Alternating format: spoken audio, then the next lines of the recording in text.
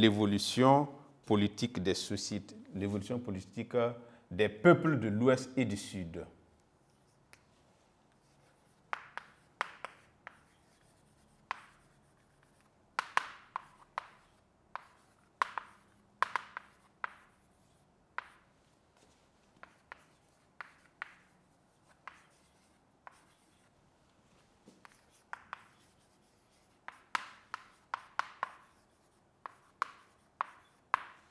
Alors, ce qu'il faut retenir, c'est qu'avec, bien sûr, l'arrivée des Européens, si vous voyez la fourchette là, c'est jusqu'au 19e siècle, autour des années 1800. Donc, avec l'arrivée des Européens à travers la colonisation, ces sociétés ont été évidemment influencées avec la civilisation, disons, que ces Européens ont apportée, soit la civilisation chrétienne ou bien la civilisation musulmane.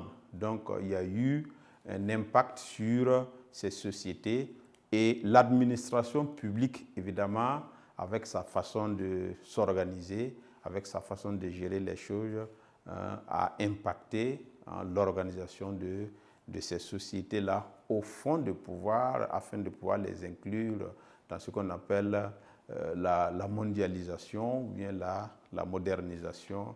Donc, si vous vous rendez dans ces endroits actuellement, ce n'est pas évident que vous allez constater les mêmes choses que ce qui s'est passé il y a un peu longtemps. Donc, c'est ce qu'il faut retenir. Maintenant, au niveau de l'évolution politique de ces sociétés, les gens arrivaient à transmettre le pouvoir soit en se rattachant au lignage, d'accord. Il y avait deux formes d'organisation politique dans ces sociétés. Il y avait des sociétés qui s'organisaient sous le régime du lignage, okay? Des sociétés lignagères, et d'autres sous l'appellation de communautés villageoises. Donc voilà deux formes de sociétés. Et dans les sociétés lignagères, l'unique pouvoir, bien sûr, l'unique, autorité vient de l'ancienneté. Dans le lignage, c'est le plus ancien qui détient l'autorité et bien sûr qui essaie d'organiser le lignage comme il peut. D'accord? Et on choisit certaines personnes, notamment les chefs de famille, notamment les maîtres d'initiation et les chefs de terre qui doivent s'occuper des affaires de la communauté. Et de l'autre côté, nous avons les communautés villageoises où l'autorité suprême est détenue par un conseil de sages. Donc, il y a un conseil de sages qui réunit les chefs de famille des différentes composantes. Donc, voilà un peu ce que nous pouvons dire. Donc, soit on s'organise sous la forme d'une société lignagère où l'autorité est détenue par les anciens ou bien par le plus ancien. Donc, l'unique source du pouvoir, c'est l'ancienneté à ce niveau. Ou on s'organise en communauté villageoise où l'autorité politique est détenue par le conseil de sages qui est composé par les chefs de famille, disons des représentants de chaque grande famille.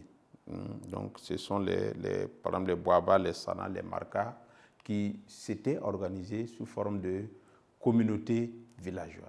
Donc, voilà un peu comment les gars arrivaient à organiser la société sur le plan politique. Donc, on va retenir cela sur le plan politique.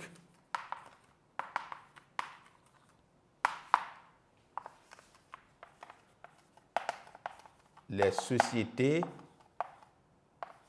ou bien les peuples, d'accord, de l'Ouest et du Sud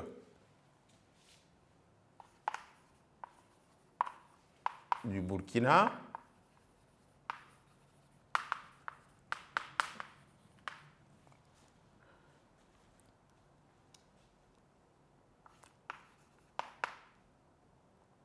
sont formés sur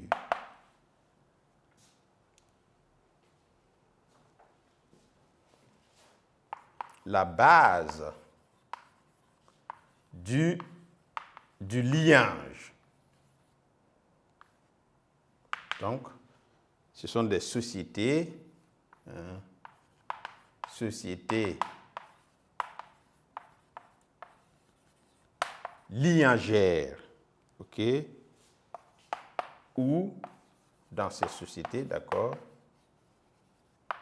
où l'unique source de pouvoir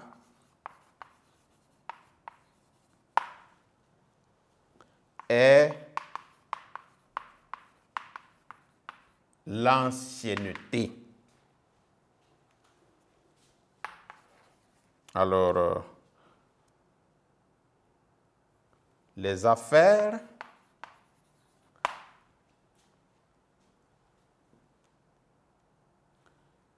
publiques, bien sûr, les affaires publiques sont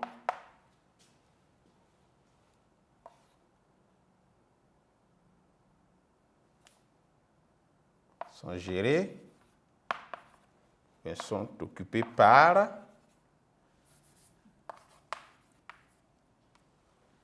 les chefs de famille, les chefs de terre, les devins, chefs de famille, chefs de terre, les devins, les maîtres d'initiation,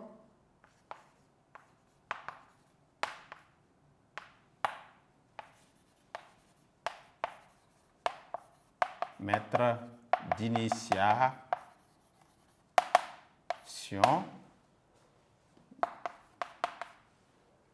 etc., etc.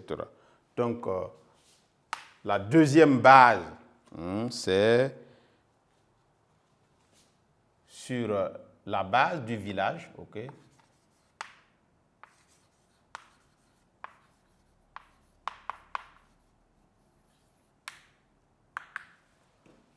Ce sont les communautés villageoises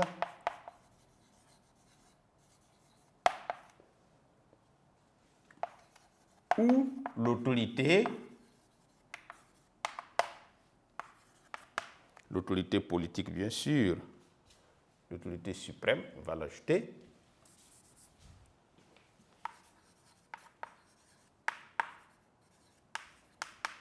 est détenue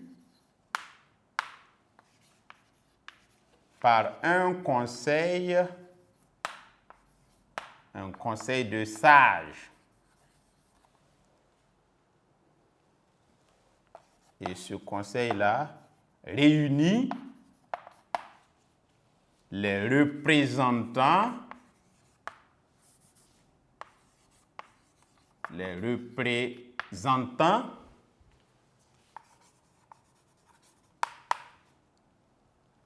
de chaque grande famille.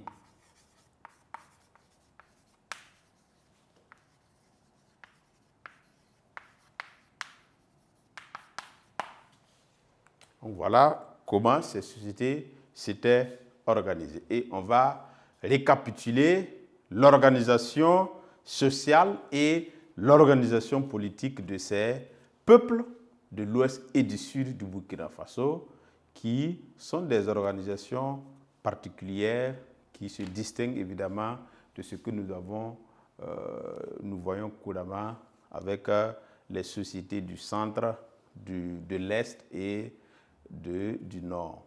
Donc, sur le plan social, les peuples de l'Ouest et du Sud du Burkina Faso sont généralement des peuples qui forment une société dite égalitaire, ou bien qui forment des sociétés, on va aller au pluriel, qui forment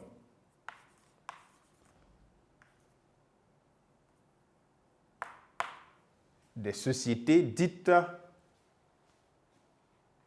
égalitaires.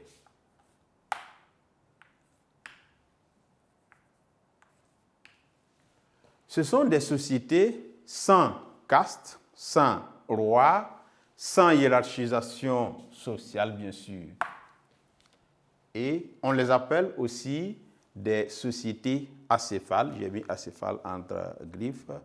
Donc, on peut distinguer, d'accord, les sociétés matrilinéaires, on a donné des exemples de sociétés, les sociétés patrilinéaires et les sociétés à double descendance parentale. Donc, des sociétés égalitaires où les gens sont égaux. Voilà, c'est plus important, ouais, c'est très important à l'utiliser. Ce n'est pas comme chez les Mossé où il y a bien sûr une hiérarchisation de la société en commençant par le roi, les nobles, hein, ainsi de suite jusqu'aux esclaves qui occupaient le bas de l'échelle sociale. Donc sur le plan politique, les sociétés de l'Ouest et du Sud du Burkina Faso sont formées sur la base du lignage, et on les appelle les sociétés lignagères, où l'unique source de pouvoir est l'ancienneté. Donc ce sont les anciens qui décident, qui détiennent l'autorité politique, si vous voulez. Donc les affaires publiques sont gérées par les chefs de famille, les chefs de terre, les devins, etc., etc., ou les maîtres d'initiation aussi. Donc, ou bien, c'est des sociétés qui sont formées sur la base du village et ce sont des communautés villageoises où l'autorité suprême est détenue par un conseil de sages qui réunit les représentants de chaque grande famille. Donc voilà comment ces sociétés-là s'étaient organisées sur le plan social et sur le plan politique. Et nous allons bien sûr conclure.